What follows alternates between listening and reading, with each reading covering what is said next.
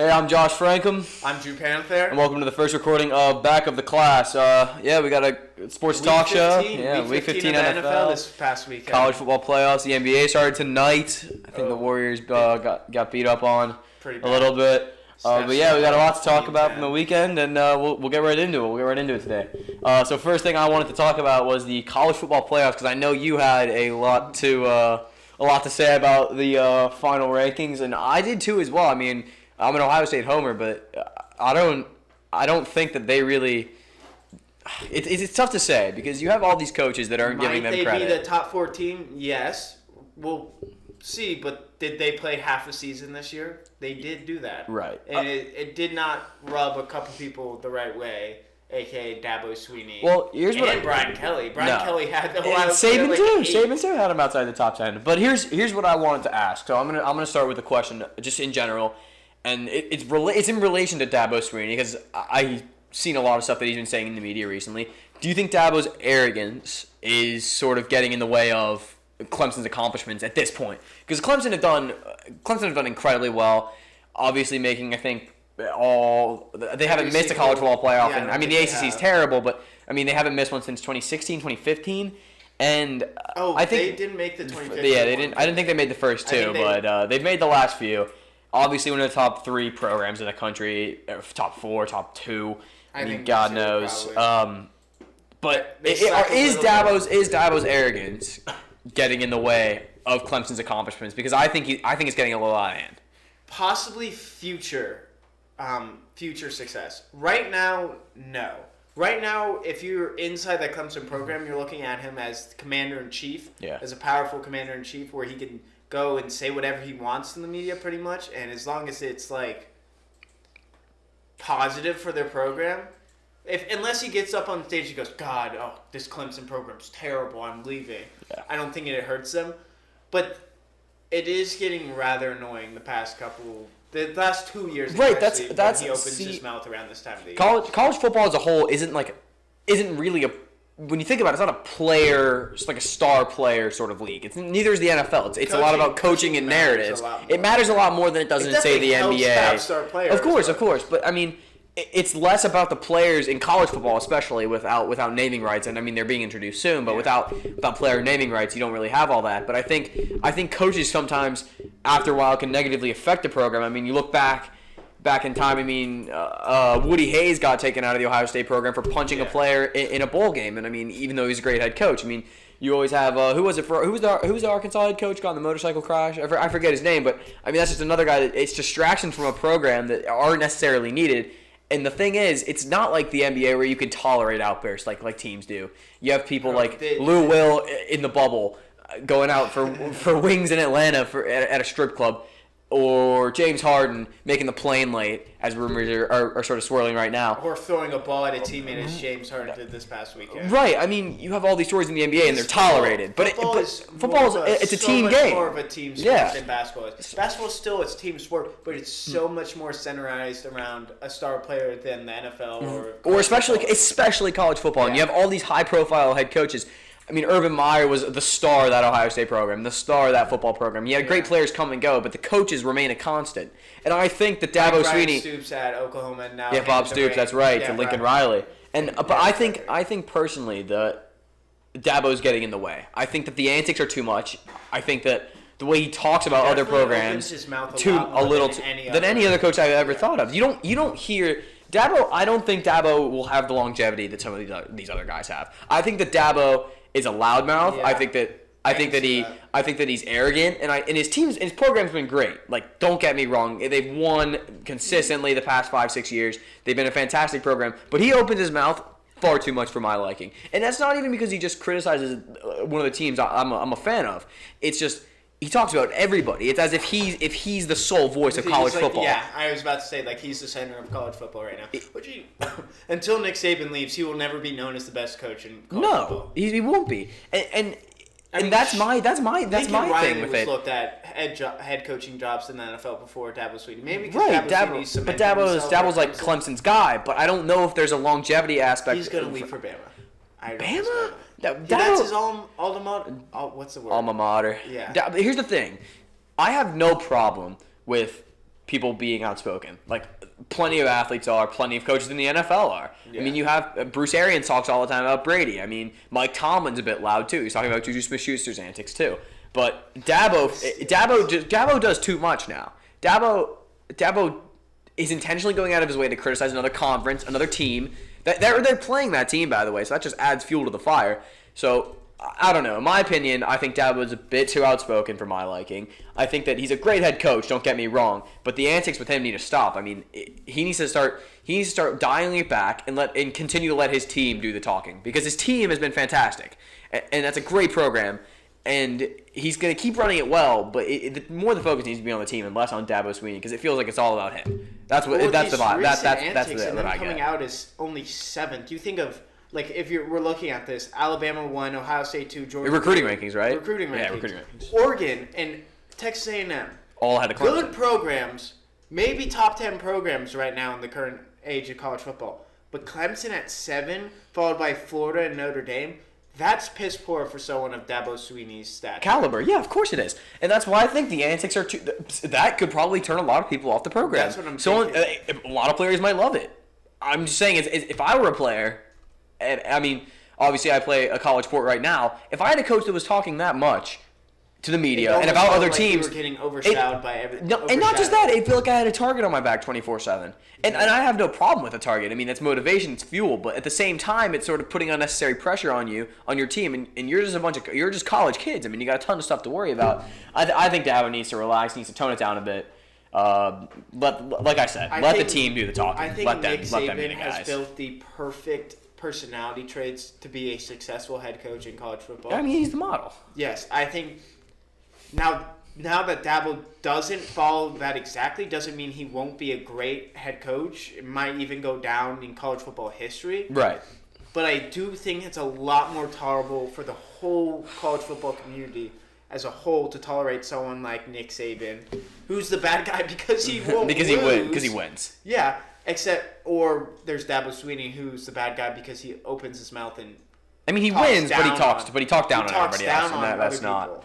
Okay. Especially, there's not a lot of difference in the Big Ten this year and the ACC. No, they're both You got what? I guess you could put Indiana up there, maybe. Ohio Northwestern State, was all right when they played Ohio State. I haven't seen too much of them this season. North Carolina and Miami, and I guess Notre Dame this year, but they won't be in the ACC after this year. And Clemson, so they've got like they're very, very top heavy, even more than I think the SEC is. But there's not a whole lot of differences, and for Dabo Swinney to open his mouth about the Big Ten, that's quite bold of him when you could say almost the same things about there being no competition. And half their games were...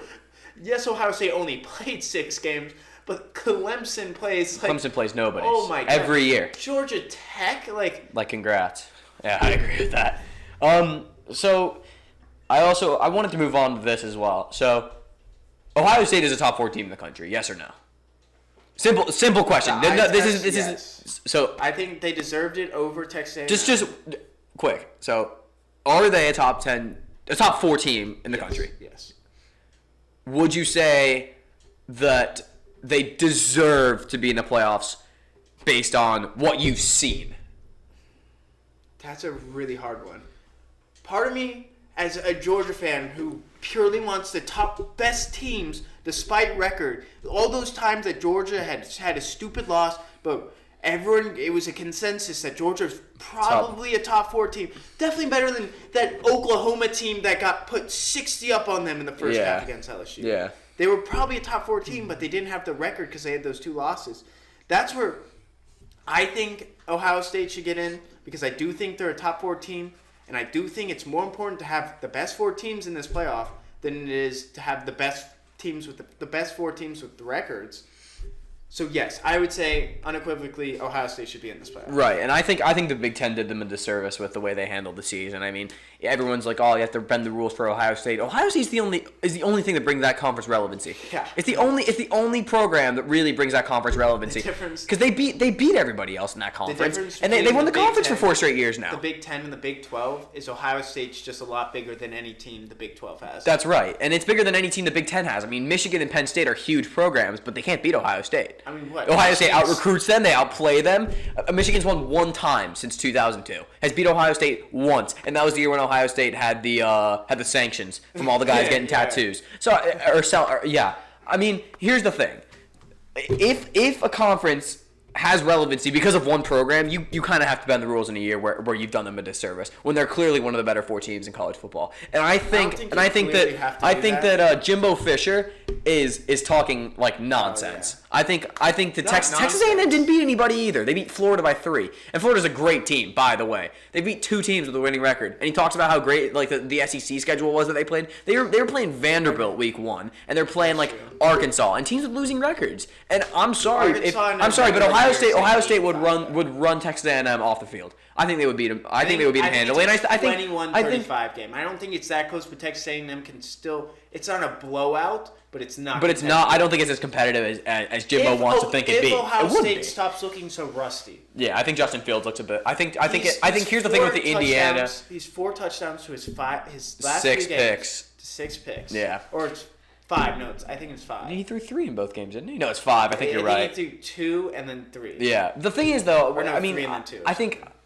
from an objective neutral standpoint, not like saying like not acting as an Ohio State fan, I think that Fields, you might have to cut them some slack. They've come off both of the times they played those games. Like they hadn't played 2-week break because other teams canceled on them because of COVID.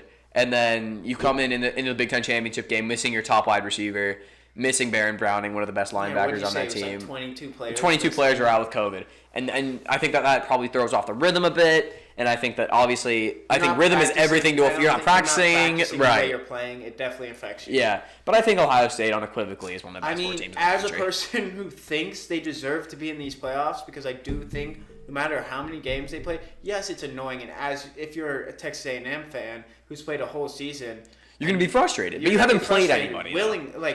I could see that. It's definitely if I was a Texas A&M fan, I'd be pissed. But being a Georgia fan, I've built my basis off who should get in the playoffs off not solely the eye test, but also strength of schedule, which I think Texas A&M strength of schedule was pretty high. Crap. No, I think it was pretty high. I think it was top 10. No, it's 2. It was 2. No way. There's no way it was swear second. To God. I can't. Swear to God, it's 2. There's no way it was second. Look at strength of schedule. Swear to God, it was 2. It was like right after Bama or something. Strength of schedule 2020. They were at least top 5. Purdue. Why did Purdue have the highest strength of schedule? It also probably varies a little bit on where you. Yeah, there's no way this is right. I feel like I'm looking at this wrong. Either way, regardless of how strong that Texas A&M schedule, it's irrelevant. It's irrelevant because I think they got it right. I think easier to play in the East, or it would have been harder to play in the East this year than the West. Yeah. This is one of the few years in my lifetime you can say that for sure. Yeah. I mean, you had Georgia, you had Missouri, who was ranked for a little bit. Florida was really good. I think. I mean, Georgia and Florida are both top 10 teams, and and the West just didn't stack up to the East as it did. Yeah. How it laid out. So I also want to talk inclusivity in college football, and I want to talk parity, right? 18 playoff needs to happen immediately. Well, I don't think the teams like Cincinnati, like Coastal Carolina, are being given enough credit from the committee, especially this year. By the way, that's why there needs to be an 18. Well, I'm all for parity, and I'm all for that. But they've non-Power 5 team should never make it. Well, you have to consider this as well. You have Ohio State, Clemson, and Alabama that have played in every single edition of the college football playoff. One of those 3 teams has been in every single edition of the college football playoffs. Yeah. Every single one. And college football is like, oh, there's so much parity. Not anymore. I mean, if you're a top recruit, you know who you're going to go to if you want to win. You know who you want to go to. Yeah. And then it's one of those 3 programs. I mean, and then the rest outside of a really built program. Like, there are great programs in the country. Like, there's Wisconsin, who's always good every year because they're just a solid team. Georgia's good every year. They make the playoffs every once in a while. You have. But the thing is, there's no real parity because the best teams are going to be Ohio State, Clemson, and Alabama. A team that hasn't had great success in the past 5 years since this playoff started, that it's not been semi-relevant. The first one is 19 for recruiting classes. 19th in Nebraska or 21 with Pittsburgh. Right, those are good recruiting classes, but you can't. They're not even given a chance to compete. But if you think about the Boise State teams that used to for 5 years would actually compete with everybody. Remember that year they did the hook and lateral against Oklahoma? That's right. In the Fiesta Bowl. Yeah. They had good recruiting classes. UCF beat that Auburn team that had beaten Georgia and had beaten Alabama. And as much as people like to laugh at that team for calling themselves national champs, why shouldn't they when they didn't even get a shot? They didn't even get a chance to compete. They will never make top four. They will never make top four. Exactly. The group of five. Here's the thing. This year was the opportune time to put in Cincinnati. This year, a group of five team anyways, because whoever plays Alabama, whether it was Notre Dame, whether it was Texas A&M, whether it was Oklahoma, is gonna lose to Alabama. That's not a question of if. They're going to lose. They should have made it over Notre Dame. I think Notre Dame is terrible. Well, but that's beside the point. Lucky. My point being is, I think they would have lost by, again, 24 points in the first meeting. I mean, they're gonna lose again. I mean, this was the opportune time to give a group of five team a chance. Cincinnati did everything they had to do. They won 9 games, undefeated. No, they didn't even finish 6th. They gave Oklahoma 6th. Oklahoma finished 6th. I swear to you, it's unbelievable. And I think that the committee got the perfect time to put in a group of 5 team. Say, let's give this team a shot. Let's give them an opportunity to go out and prove themselves and represent the group of 5. What did they finish? What did Cincinnati finish? 8th. Exactly. And they have more ranked wins than Texas A&M, more ranked wins than Oklahoma. Oklahoma, they beat.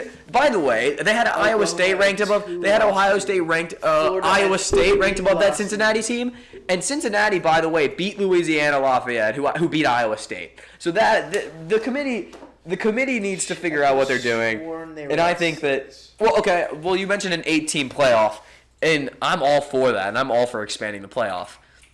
I think that'd be a great idea to just include more teams, give more teams a chance. Well, what if you shorten the regular season to play 16-team playoff?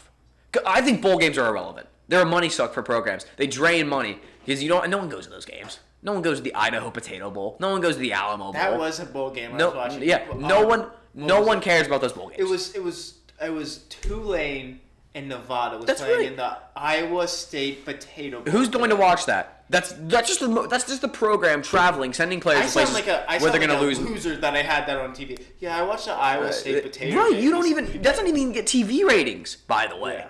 So scrap bowl season, 16 teams. This year's also different. But in general, you have the NCAA who puts in 64 teams, gives everyone a shot. And I think that you need, but I think that might be. You're right. There's a lot of parity. March Madness, but you can't do that because football it's a grueling sport. I think you cut the regular season by 2 games and you do a 16-team playoff. Maybe give teams, because you're still going to play a bowl game. Most teams play 13 games anyways. Most teams play 13, 14 games anyways. Maybe cut the season. You do an all conference schedule, or maybe you do like 8 conference games, 9 conference games. And then 2 non-conference games. But you can't schedule cupcakes for these non-conferences. I'm tired of Alabama playing this. I'm tired of Alabama playing the Citadel, and like playing College of Charleston. No offense to those schools. College of Charleston. I don't even think that's a football program. But like, what's the point? What's the point of having them schedule cupcakes late in the season? You're not wrong. It's that's just helping out the little guys and giving them money. When in reality, all those smaller programs, they can have their own. They can have their own. Football world go round. I saw my sports management class this semester.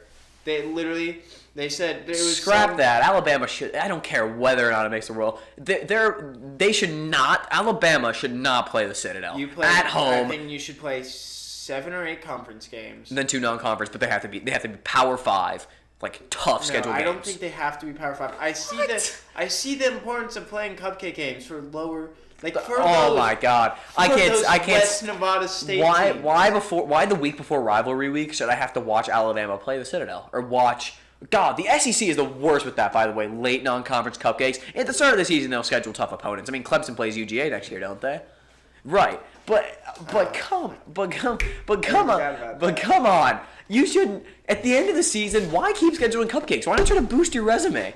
If you're a 1-loss team and you lose that first game early and you schedule tough late, you have a chance to get back into the mix. Very important. Oh my God!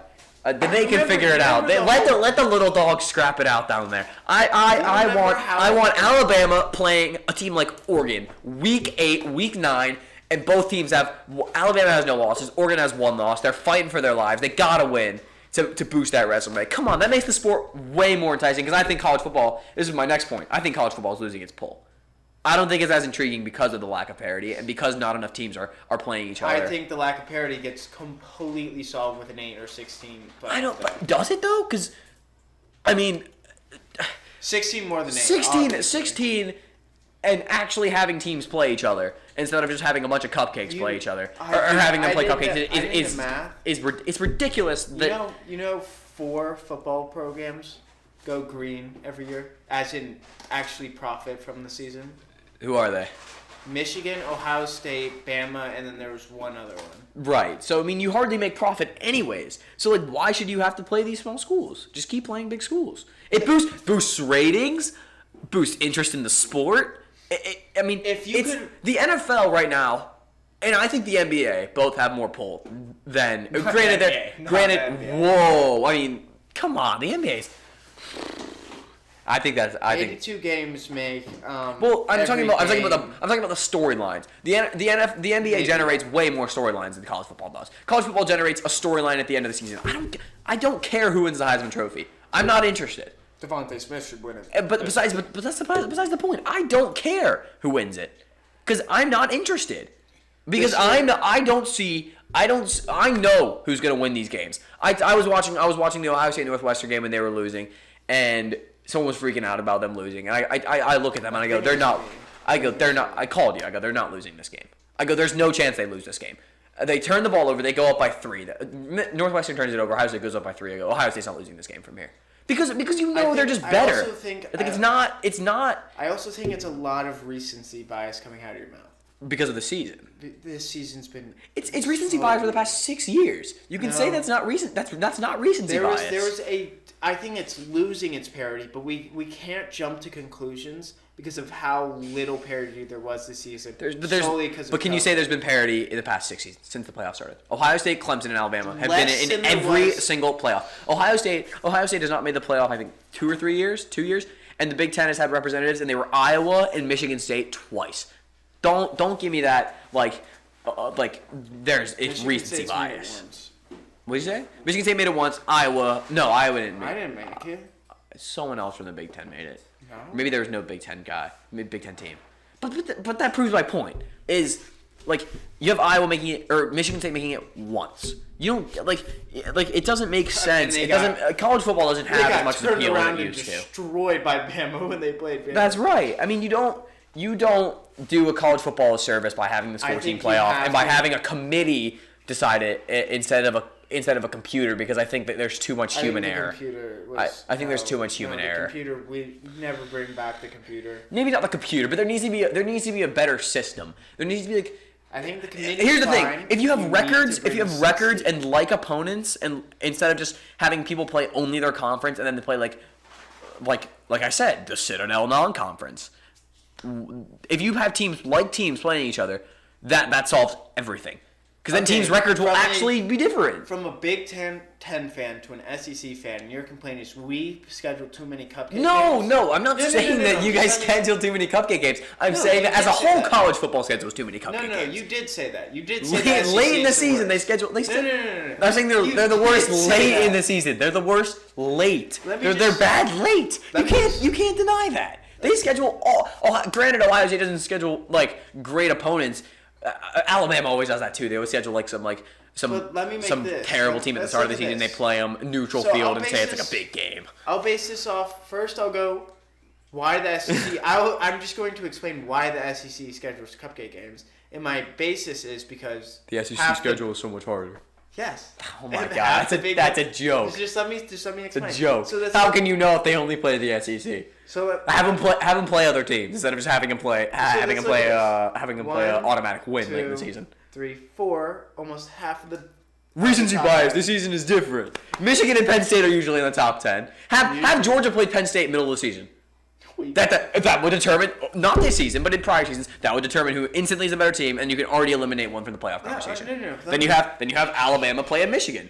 Instantly eliminates one of them from the playoff conversation. Let me just explain. So I'm just going to tell you why the SEC. Oklahoma plays Ohio State. It makes sense. I cannot believe this. Even you still made the playoffs the year that you lost to Oklahoma, but yeah, I understand where you're coming from. Almost half of the top 10 is SEC. Unreal. This is unbelievable. Now we'll go to the only what I think is fair ways to tell how talented a team is without them actually playing. How many? Don't do the recruiting nonsense. Don't do the recruiting nonsense. Because how many times has Georgia had the number 1 class and has fallen short? Oh, that's every single time. That's so many programs like that. Tennessee and Ole Miss recruit well every year. Tennessee and Ole Miss recruit well every year. How bad are they traditionally? Terrible. Traditionally, they are not good programs. 10, 11. Don't count where SEC teams are in the top 50 recruiting-wise. Because Minnesota, by the way, was a top 10 team, top 15 last year. They don't recruit well. Wisconsin recruits pretty average. Wisconsin's usually good. Kansas at 46? What? My point is, recruiting rankings are irrelevant. They don't. It's an irrelevant fact if the team itself can't play. No. I'm just saying, if we can't judge teams off. No, this is like me solely saying. I think without going head-to-head against every team, comparing the Big Ten and the SEC's obviously recruits better. I think they play a tougher schedule. And obviously because they play each other. You can't... They don't play anybody outside of their conference. Remember a few years ago, LSU was so hyped up, and they played Wisconsin, and Wisconsin went out there and pounded the football and beat them in Lambeau? Do you remember that? I actually don't. It's the perfect example of why you just have these teams play each other. Because you might have, LSU's recruiting rankings are better. LSU just is a better, more talented team. Wait, what year is this? I don't remember the year. Remember the year they ended the game with a pick. Wisconsin ended the game with a pick, and one of the LSU linemen took out one of the Wisconsin players. I do remember. You know exactly what I'm talking about. That's my point. Even if the Big Ten loses, or the Big 12 loses to the SEC, or the Pac-12 loses to the SEC, at least they played the games. God, at least the Pac-12 is terrible. But at least they play the games. The college football needs to play these games, needs to have the big teams play each other from different conferences instead of just skirting around it. And then there's all this controversy at the season who should get in. Just do a 16-team playoff, have them play each other. You'll know who the best teams are. Maybe they'll see each other again. Maybe they won't. It's the perfect way to do it. Okay, so to counter that, and instead of talking over me, let me finish. Oh my goodness. So first of all, I'd just like to get it. SEC is a lot better than the Big 12. I never said the SEC. Okay, but so I do agree. 16 playoffs, and if you could financially, you remember how big of a story UAB was when they cut their football program? Yes. Okay, so imagine pretty much mass murder to lower football. You don't know like that would happen. I don't know. That's what I was about to say. I don't. But if you could avoid that, I completely agree. You have more Power 5 matchups late in the season and do that 16 playoff. Because, let's be honest, Bama's almost... I don't want to say they're afraid, but if they don't have to, they're not going to play the hardest schedule. And they don't can have just to. Get in. They don't have to. That's the thing. So stop punishing a one-loss team so severely. This 4-team playoff is way too rigid. This one-loss Texas A&M team should have the opportunity to play for a national title. Yes, I think so.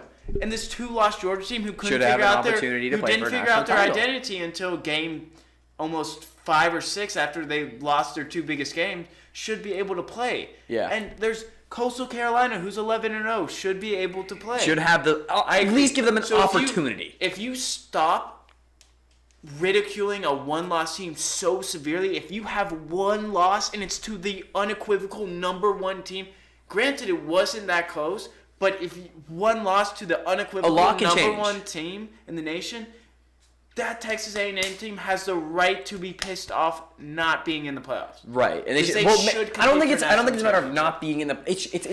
I think the way it should be not playing for more, and not having the opportunity to play for more. That's why March Madness is so big, because we had it generates over $1 billion in revenue. What's it called?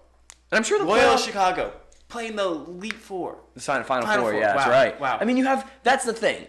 Give teams a shot, and who knows what happens. If you give teams like a shot, and then we have like someone like BYU who's sitting at 16, UNC who's a pretty damn good team, I think. Yeah, they could play for a title. They could almost be a top 10 You should just give more teams opportunities. Or Coastal Carolina or an Indiana or an Iowa State, and they go and upset a Georgia, Cincinnati, a Florida, and Oklahoma, Texas A&M, any of these top 10 teams, and suddenly, do you bring that March Madness of that vibe that anything can happen, everyone has to play their best game or you're out of it, into college football? And not only, because I think college football pulls in a lot more viewers in general for the regular season than college basketball. Then you take the best part of college basketball and put it in into college football. Yeah. College football would skyrocket. And this is completely if you can cut out all those cupcake games without destroying without the programs. mass murder of the lower scale programs. Yeah. I would 100% suggest you do it. Raise this thing to 8 teams. Honestly, isn't big enough because you'll have more parity, but it's still going to be similarly the same 8 teams making it. If you could raise that to 16, you have someone like USC almost makes it, BYU, Iowa, Northwestern, North Carolina, Coastal Carolina, Indiana, who would never have this chance except for maybe a New Year's Six Bowl, which you could hold that in your back pocket and be like, we won a New Year's Six Bowl. Oh, in 2020, we won a New Year's Six Bowl. If they could actually compete. So another thing I liked about this playoffs is, Georgia in 2016 can go, we won the Rose Bowl. And won I know we didn't, and won the national championship. I mean, 2 is always better than 1. Yeah. And I like that. If you open up this playoff, playoff, to be scrapped anyways. It's a joke. Oh, it's just absolute joke this year. Okay, so I think we talked college football. We talked college football for a long time talking college football. So I want to segue to our NFL winners and losers from the weekend. We each have for this we do 2 winners from the weekend and 1 loser. I don't know why I do winners and losers. I mean, there's only 1 loser. But my winner from the weekend, I have Tom Brady, who I think has made it evident that he's not the problem in Tampa. Back-to-back games, key games, by the way, in the race for the wild card spots in the NFC. Just wait. Down 17 at halftime, passer rating of 110. 390 yards, almost 400 yards passing, 2 touchdowns, no picks. Last week, 120 plus passer rating against the. I think I have a cookie now in the middle of my stuff. Go ahead. Now have the put the cookie. No. Would you like a cookie for being the Falcons? Put the cookie away. Let me finish. You're not. See, now you're talking over. Okay, give me a chance to finish. Okay. Brady is clearly not the problem in Tampa. It's the back half. By the way, it's the secondary where they can't guard anybody. Calvin Ridley torched them. I think good. Justin Jefferson. I mean, they're great receivers, but you can't let Tyreek Hill go for however many yards he did the other week. He's young. Yeah. Your secondary's young. I think Brady was one of my winners from the weekend. Down 17, great passer rating, great performance. I think that it is clear that the coaching early in the season was part of the problem and not Tom Brady, because Tom has been fantastic the past few weeks. And by the way, he had a great season if you look at the numbers in total. I think he has 30 plus touchdowns. 2 or 3 games where he was bad. Multiple interceptions, you could crutch this and be like, that is him having to throw the ball a lot more than he's ever had to. But it's also a new coaching staff, new team without I completely agree with you. I don't think Tom's the problem. I think it's more back half of the defense and more coaching. It's the Falcons. We'll see. And my other winner from the weekend is the Jags, because they lost to the Ravens heavily, by the way. And they have sole possession of the number 1 pick, which means they get Trevor Lawrence, who's a star. May not be the answer to everyone's prayers, but he's a star, and he brings relevancy to an irrelevant franchise. Which last weekend we had the whole talk of, does Trevor Lawrence solve the Jets? I don't think he fixes. But he fixes but the Jets are right at the Jags than he does the Jets. Of course he does. It's a better fit. He's like a southern, long hair, flowy kind of guy. Like he just. Well, I don't think that's sort of like a lot more pieces to build around. Oh, it's also Jacksonville, and it's Trevor Lawrence, long hair. Southern dude, came from Georgia. He fits Jacksonville. He fits Jacksonville a lot better than he does New York. Of course he does. He's going to fit in Jacksonville. But he's going to bring relevancy to a franchise that it historically has been irrelevant. Yeah. And I think that's what they needed. And I think the Jags have a whole lot less to fix than the Jets do. Yeah, I mean they already have a franchise running back, James Robinson. I mean they already have receivers. They got the DJ Chark. They got Laviska Shenault. Keenan Cole, who's been good. They have a lot more than the Jets. They have a lot of pieces. And we can't forget, what was it? 4 years ago they were in the AFC Championship game. Yeah, they were there. They still have pieces around from that AFC Championship. I mean, they traded a lot of it, Jalen Ramsey and Yannick Ngakoue, but as a whole, they still got pieces. They still have pieces. I think they're my big winner from the weekend. They get Trevor Lawrence now if they just keep losing games, which they should. Not intentionally, but they should continue to lose because they're a terrible football team. And my loser, in direct relation to that, is the New York Jets for somehow winning a football game. After me thinking that they were going to be 0-16, And I cannot believe they won that football game. How did the Rams allow this to happen? The Rams, I thought the Rams were. I think I had the them. Rams were in we my did top we 10. We did like a practice recording last week. We did a NFL top 10 I had segment. the Rams at I had the 5. Rams at 6. I think I had the Rams in my top 6. I'd still keep them up there. Oh my! I can't keep that up there after that. I can't keep them up there. They just lost the only team. to I think one of the worst. No, I have this team dropping completely out of my. Oh, the Steelers are out of there too. Yeah, we had the Completely. I was low on the Steelers last week, but now I'm even lower. So yeah, those are my winners and losers. Who are your winners and losers? I'd love to hear it because I feel like you got something interesting coming from me. I actually did think about this because I was listening to Colin Cowherd over the weekend, or I guess yesterday, Monday, and he made a really good point. How Brian Flores out Belichick.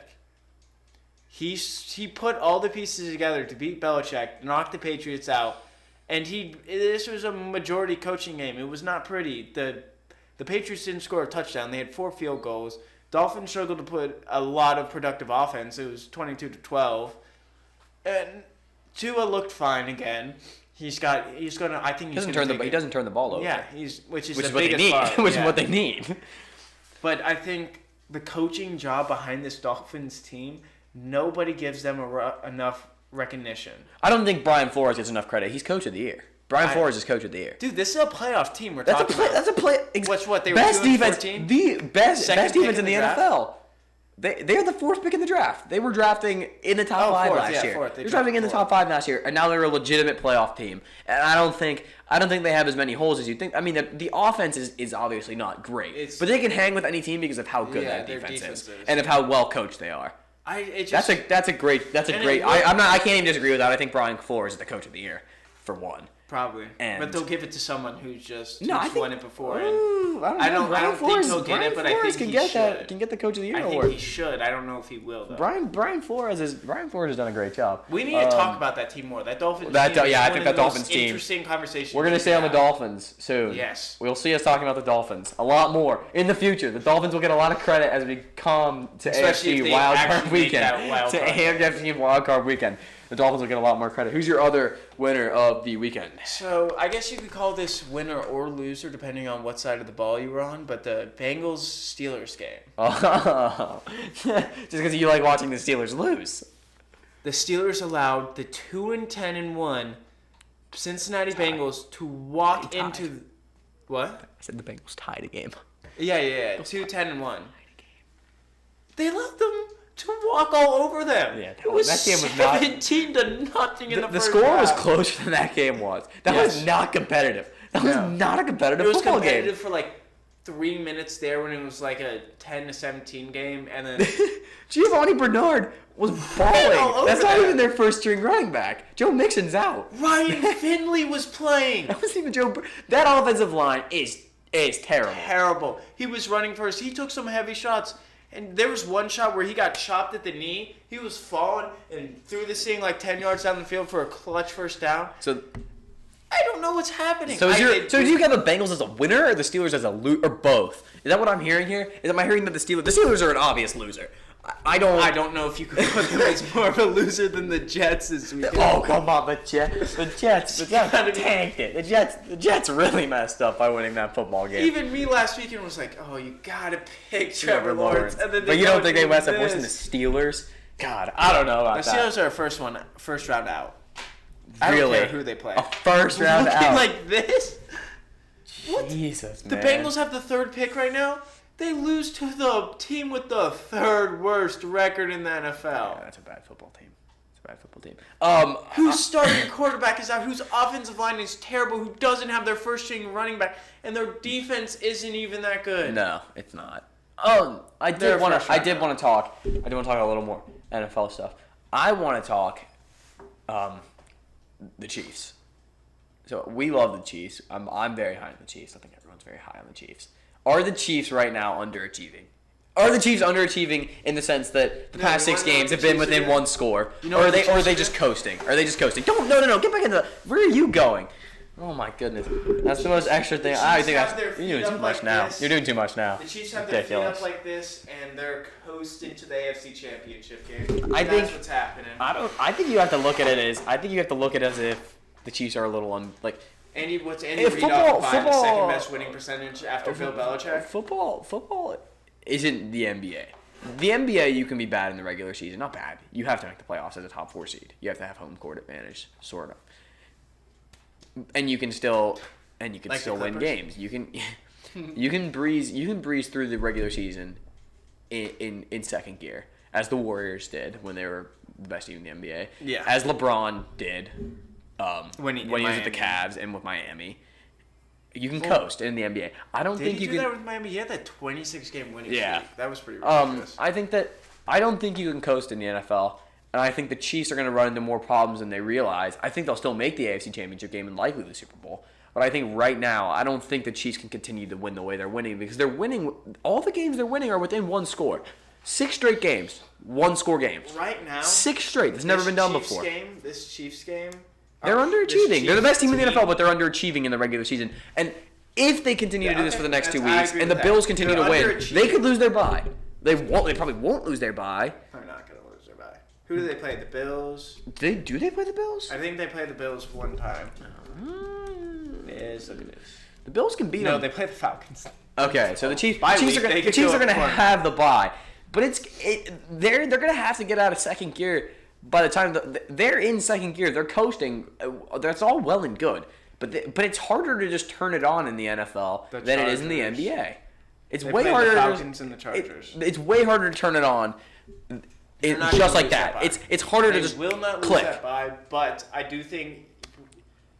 I think the Chiefs. It's as much a problem as you're letting on that they're coasting. It is a problem because I think this Chiefs team right now is not being that 49ers team from last year in the Super Bowl. No, but I don't think there's another team that can compete. I don't know if they're beating the Bills or the Packers the way that either of those two teams are playing, versus the way the Chiefs are playing right now. I don't know if they beat either of those two teams. I think the Bills. I don't know if they beat the Titans if you give the Titans the ball first, and you turn around and you give Derrick Henry the ball 25 times. I don't know if they beat the Titans right now. Okay, I think the Titans are. If the Titans play the game they want to. Almost no one in the NFL can beat them. Look, the Chiefs. I think the Titans are sneaky good. If they get the start they want, they're one of the best. Well, Tannehill. The problem is they don't always. Tannehill, by the way. 5 total touchdowns. Tannehill's a rating of 145. Tannehill's an elite guy in the NFL right now. He's playing at an elite level. He really is. I mean, this weekend he balled out. As soon as he got the starting job, I don't think. What are they? 10-4 right now. 8.5 yards per attempt. Which is top 5 in the NFL. He's passing yards. He's top 5 in the NFL. I think he's up there for a lot of stuff. Yeah. And I mean, I don't want to get too much into intensity. I want to stay on Kansas City, but that's a good football team, and I think that they would be one of the teams that could beat the Chiefs if they continue to play at this level, which feels mediocre for a team with Patrick Mahomes, and Tyreek Hill and Travis Kelce. I think you're correct in saying that they're underachieving right now, but I don't think no matter how well they play, the Titans and the Bills are both built enough to play them. The scariest part is neither of those teams have played Kansas City yet, so they can pull out a bunch of those tricks. You wouldn't know how you would match up against. You don't know how either of those teams would match up. And they could either match up. I mean, it's honestly such a mystery. Somehow, it's like honestly flipping a coin to see if you match up well against the Kansas City Chiefs. But somehow Andy Reid always calls heads, and it always lands on heads. Like he's just a genius with the football. Great play caller. But I'm just saying. You watched the Rams be lackluster this weekend. The Rams are no joke. I don't think the Rams are a pushover. That's a good football team, right? With a great head coach, best defensive player in the league, probably second best player in the league. I say Aaron Donald, second best player in the league. Maybe Russell Wilson. That's debatable. The best, unequivocally best defensive player in the league in Aaron Donald. One of the best defensive players of all time when he's done, by the way. He will be. Yeah. And that team lost to the whatever Jets. 14 or something. They didn't get out of second gear. The Rams thought they can do that. Yeah. They're not as good as the Chiefs, but I'm just saying anybody can beat anybody on any given day. You saw the Jags give the Packers problems 2 weeks ago, and the Jags had Mike Glennon in their starting quarterback. So I think the AFC Championship game will be a lot better than the Super Bowl will. I think it's a lot scarier if I'm Andy Reid and Patrick Mahomes and Tyreek Hill and Le'Veon Bell and whatever, the whole team. Yeah. If you have to play the Bills or the Titans. Heaven forbid you have to play both those teams on their way to the Super Bowl. Yeah. But I think those two teams are built the best to give the Chiefs the most problems. I think any team can give the Chiefs problems. The Dolphins gave the Chiefs problems with that on offense. Granted, that Dolphins, like we said earlier, that Dolphins defense is unbelievable. And allows... It has the highest graded PFF cornerback in the league, Xavier Howard, who is a stud. One of the best corners in the league. Leading the league in interceptions. God, what a corner, by the way. Yeah. If you give that corner to most, he changes defenses, him and Jalen Ramsey. Yeah, they're locks great. Down. They're he great. locks down. Shuts down one side of the field. Yeah, exactly. Makes but it seem like one the Chiefs need to get out of second gear. They need to get it together before the playoffs start. I think I would like to see them murder. I'd like to see them win these games big to win, because right now I can't say for certain.